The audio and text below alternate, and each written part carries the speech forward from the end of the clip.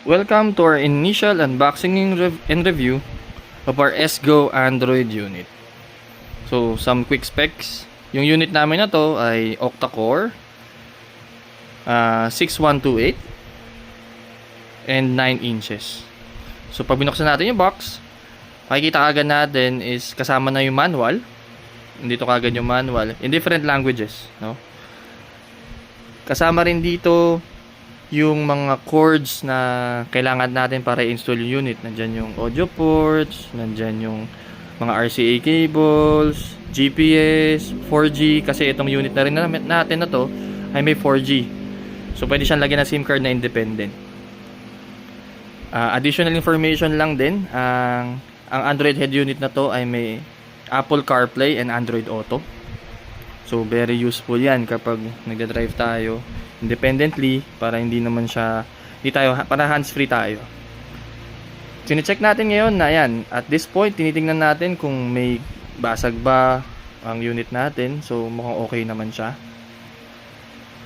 Na-order pala namin ito sa Shopee. So ilalagay na lang namin yung link sa baba after nitong video na to. So kung interesado kayo, follow that link. Hindi naman siya affiliated. Kung ano lang yung nakita kong link na kung saan namin siya in-order, yun lang din ang nilagay namin. Yun lang. So next naman, mamaya punta naman tayo dun sa installation. Ayos. Ayan, so currently naghanap ako ng installer para yung pag DIY itself hindi na ko yung gagawa. Bumili ako unit, naayos ni kuya yung mga wirings.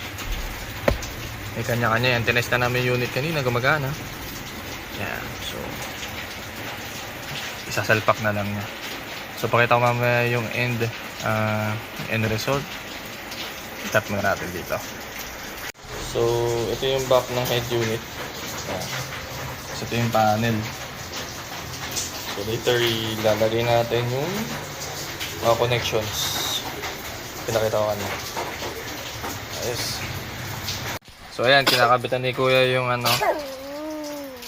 yung sa likod ng Android head unit. Mamaya start up natin. Ayan, so hi guys, nakakabit na po ulit. Ito na po ang final output. Android head unit. So ESSGO yung RIM brand, 6128 octa-core. So few features sa loob. Nandito yung mga different apps. Medyo yan, responsive siya. Mapapansin nyo, responsive siya.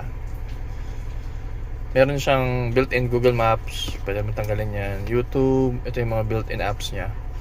Kagandaan nito, meron siyang Apple CarPlay and Android Auto. Tapos meron din siyang SIM card slot. So pwede siyang standalone. Kapag gusto mo naman manood lang ng YouTube, pwede mo siyang install ng Netflix and so on. So sa radyo, okay siya. Radio, okay naman siya. So kagandaan dito, kapag Montero ka, gumagana pa rin yung default natin na controls. Medyo malakas yata natin. So gumagana siya.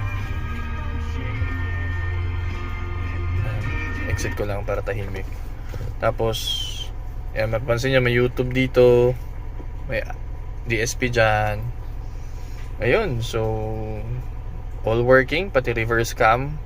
May option ka pala kapag naka-Montero ka kung gusto mong papalitan yung reverse cam. Pero on my end, di ko na pinapalitan kasi malinaw pa rin naman.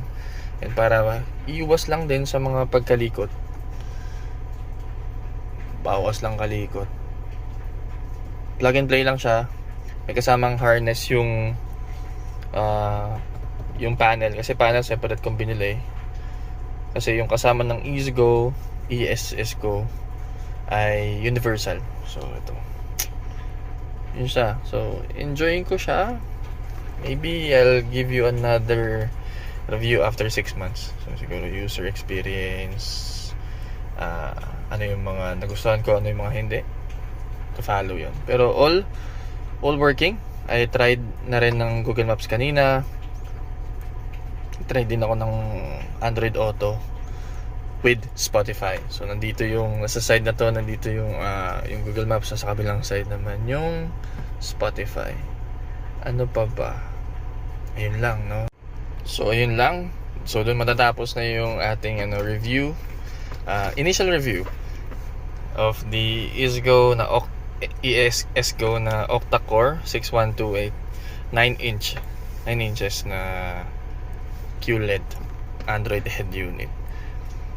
Magbibigay na lang ako ng follow-up review pag nagamit ko na siya ng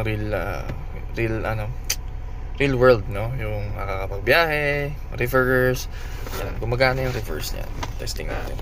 Pakita ko lang sa inyo para gumagana siya. Pag nilagay ko siya sa reverse, ayan, so gumagana yung reverse. So lahat. So i-check natin yan, and then balikan ko kayo for my follow-up review para dito sa unit na ito. Hopefully tumagal siya. And mataas naman yung hopes ko kasi mukha namang okay talaga siya. Yung build quality niya maganda, may fan sa likod, and mabigat siya.